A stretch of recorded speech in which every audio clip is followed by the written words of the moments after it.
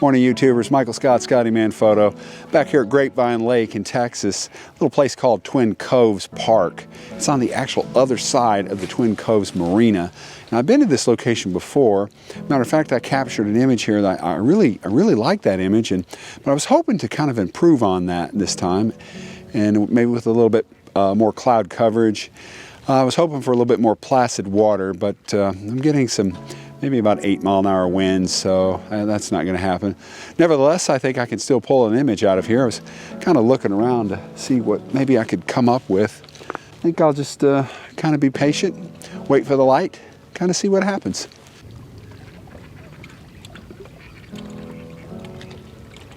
I see some kind of low clouds right here, and you can see them right there. Kind of looks like they'll turn colors here and really bring some color value to the image. So, and maybe some contrast of clouds. They're a little low, but I don't know. We'll see. Yeah, there's not much of a foreground there, but maybe I can use the waves. With these slight winds, there's some interesting waves, and I think I could probably, if I can get my shutter speed fast enough, might have to bump up my ISO, kind of freeze the motion of the waves. I like the ripple effect that's occurring right now, so maybe that could provide some kind of lead-in lines to the image, and maybe take the place of the foreground. We'll see.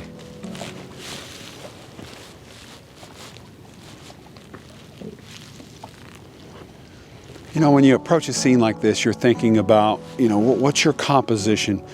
You're kind of pre-visualizing the image before you capture it, or as Ansel Adams said, in the mind's eye. So what does that image look like? And I tend to think of it in the form of a photograph, a printed photograph. And how do I want that print to look? And so I'm really having trouble kind of really visualizing the composition without a real foreground. If I get at the right angle, maybe I could get some of the kind of the ripples in the water to provide some leading lines into the image. You can kind of see how they're kind of running kind of perpendicular to the boats, to the pier. So maybe some lead-in lines there. That's one of the things about morning photography. There's not a lot of people out. It's just you and nature. And I think that's the attraction to sunrise photography for me. So you're connecting with nature, but you're also kind of recharging the batteries because it's peaceful, it's calm, it's very enjoyable, very enjoyable.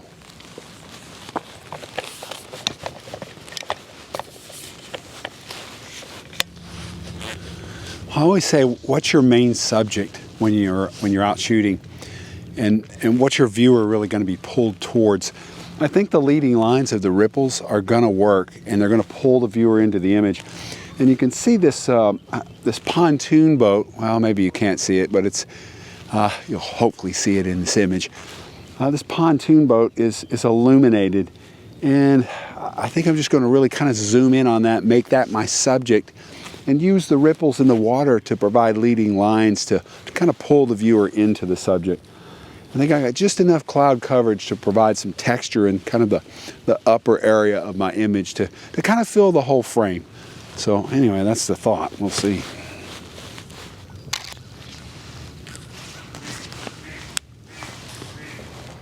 Well, that sky sure didn't do anything, so not much help.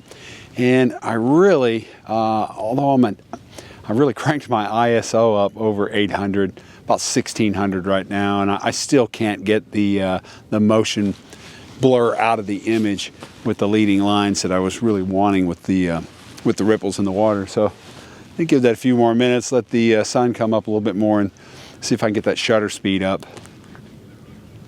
Well, my shutter speed's 320, and it's enough. I've frozen the ripples in the waves enough to provide those leading lines, but kind of the counter effect is the distortion in the pilings, which really throws everything off. So it's just not. It looks better when it's in motion in a video rather than in a still image. So I don't think I'm going to pull it off. I think I'm going to go with the Here comes more waves too. So I think I'm going to go with a longer lens to see if I can zoom in more on that pontoon boat while I still got a little light left. I switched up to the 70 to 200, and always make sure your lens, if you have VR on your lens or stabilization, make sure it's off when you're going to go on a tripod.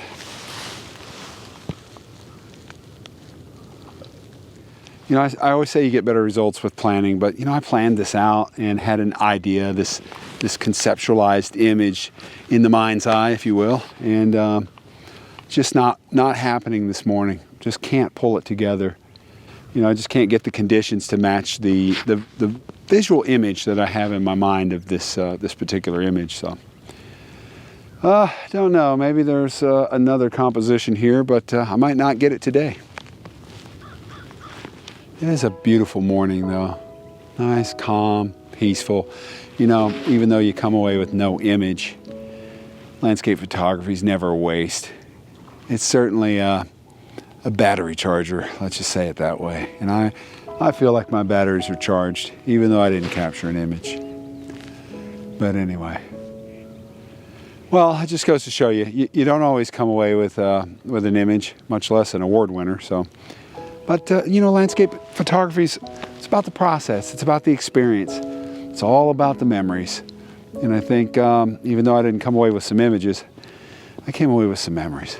So I'll no doubt come back and try this location again. I think with a fiery sky and the right conditions, low winds, I can really capture that image that I'm looking for, which is really over here, kind of the rocks in the foreground here, and the boats in the distant background with the pilings, everything in the image. So I'll show the one I had previously captured here. And I really like this image. I think it's there's just something about it.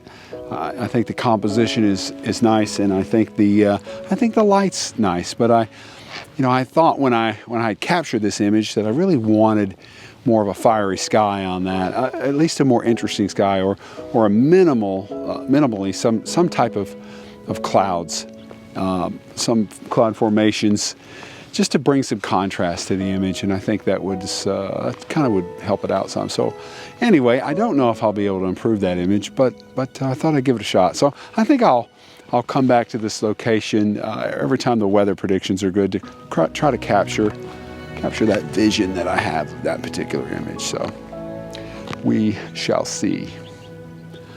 Well, I'm empty-handed this time. What can I say? No image, but like I said, it's all about the experiences. But I'm going to go ahead and end the video. But if you like today's video, make sure you hit that like button and consider subscribing. Leave me a comment. Let me know what you thought. And as always, if I don't see you down the road, maybe I'll see you on the trail.